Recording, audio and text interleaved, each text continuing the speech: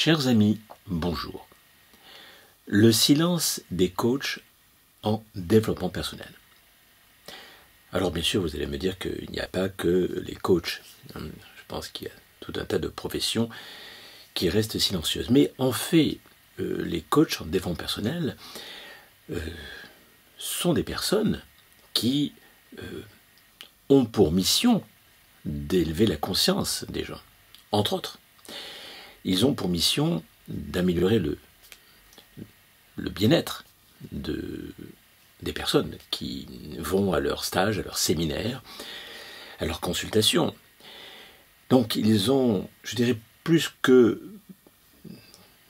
toute profession, ils ont vraiment une mission de faire prendre conscience à chacun sur la manière donc de se respecter, de respecter les autres, d'avoir une attitude plus bienveillante, une attitude plus respectueuse.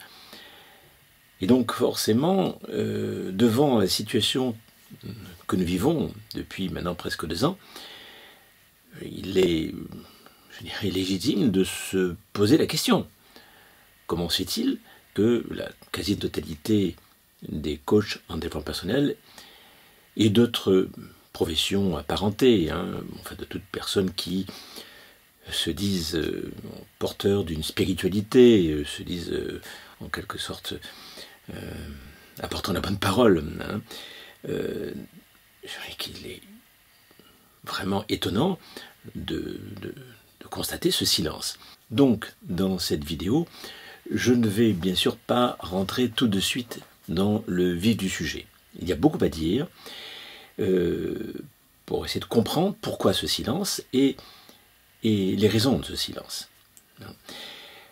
Alors, étant donné que les temps sont difficiles,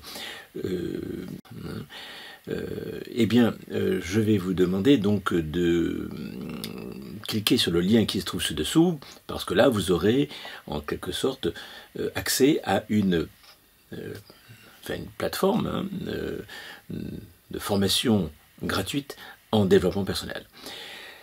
Gratuite.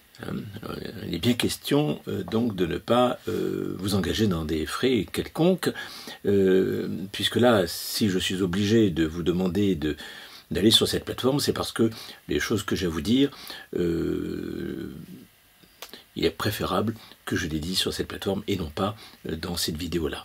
Donc, le sujet va être bien sûr pourquoi ce silence des coachs en développement personnel, pourquoi ce silence tout court et la raison, donc en effet les raisons de ce silence. Et je développerai donc dans cette vidéo les raisons et on comprendra pourquoi d'ailleurs nous sommes dans cette situation depuis pendant presque 2 ans et que les coachs en développement personnel, comme certaines professions, comme les enseignants et d'autres, ont une grande responsabilité quant à la situation que nous vivons actuellement. Je vous expliquerai pourquoi. Parce qu'en effet, je crois que la manière donc d'exercer ce métier depuis quelques bonnes années, et je dirais, par la manière dont c'est fait, ça ne peut aboutir que à la situation dans laquelle nous nous trouvons. Voilà. Donc, si vous voulez bien, je vous incite donc à cliquer sur le lien qui se trouve au-dessous, qui vous amènera donc à cette plateforme gratuite de développement personnel, sur laquelle se trouve l'intégralité de cette vidéo, et où je vais développer donc des choses qui, vous verrez, sont à mon avis très intéressantes parce qu'elles permettent de mieux comprendre la situation et de voir ce qu'il faudrait faire. Quelles sont les failles? Quelles sont les failles donc sur la manière d'exercer ce métier? Voilà. Donc, je vais en rester là. Je vous souhaite plein de bonnes choses. Prenez bien soin de vous et n'oubliez pas bien sûr de cliquer sur le lien qui se trouve au-dessous qui vous amènera donc à la vidéo complète, intégrale. Voilà. En attendant, bon courage. À bientôt. Au revoir.